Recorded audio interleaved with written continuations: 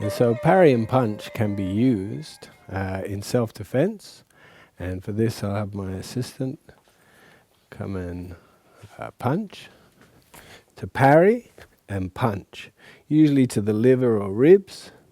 And then once you get a good rhythm going, you can sidestep and punch. And make sure that you understand your distance, because if you start too close, you can be punched. So here's a good distance to start from. And as he comes in, you parry and punch. Then you can test the posture with somebody pushing against in the direction of the power that you want to produce your parry and punch.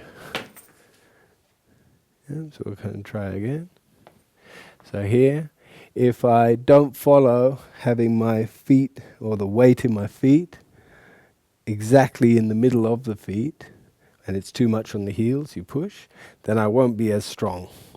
But if I get the weight centered and relaxed in the feet, then I have a nice strong posture, nice strong and relaxed. So once more, parry and punch, parry, punch. Thank you very much. And that's an application for parry and punch.